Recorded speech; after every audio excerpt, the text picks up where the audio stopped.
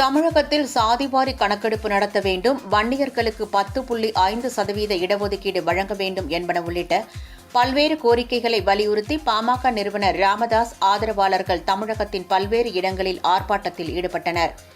அதன் ஒரு பகுதியாக விழுப்புரத்தில் நடைபெற்ற ஆர்ப்பாட்டத்தில் 500க்கும் மேற்பட்டோர் கலந்து கொண்டு வன்னியர்களை வஞ்சிக்காதே, வன்னியர்களுக்கு 10.5% இடஒதுக்கீடு வழங்கிடு என்பன உள்ளிட்ட கோரிக்கைகளை வலியுறுத்தும் பதாகைகளுடன் கண்டன முழக்கங்களை எழுப்பினர்.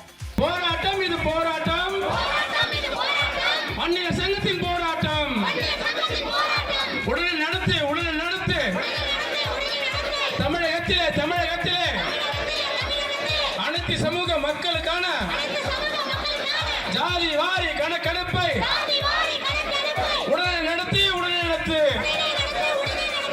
இதேபோல் திண்டுக்கல் மாவட்ட ஆட்சியர் அலுவலகம் முன்பு நடைபெற்ற ஆர்ப்பாட்டத்தில் அனைத்து சாதியினருக்கும் உரிய இட ஒதுக்கீடு வழங்க வேண்டும், வன்னியர்களுக்கு 10.5% உள் ஒதுக்கீடு வழங்க வேண்டும் என்பன உள்ளிட்ட பல்வேறு கோரிக்கைகளை வலியுறுத்தி முழக்கங்கள் எழுப்பப்பட்டன.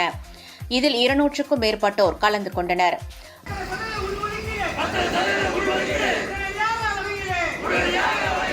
ராமநாதபுரம் மாவட்ட ஆட்சியர் அலுவலகம் அருகே உள்ள பேருந்து நிலையத்தில் பாமக மற்றும் வன்னியர் சங்கத்தின் சார்பில் ஆர்ப்பாட்டம் நடைபெற்றது. அப்போது சாதிவாரி மக்கள் தொகை கணக்கெடுப்பை உடனடியாக நடத்த வேண்டும், 10.5% இடஒதுக்கீடு சட்டத்தை உடனடியாக நிறைவேற்ற வேண்டும் என்பன உள்ளிட்ட பல்வேறு கோரிக்கைகளை வலியுறுத்தி முழக்கங்கள் எழுப்பப்பட்டன. இந்த ஆர்ப்பாட்டத்தில் 100க்கும் மேற்பட்டோர் கலந்து கொண்டனர்.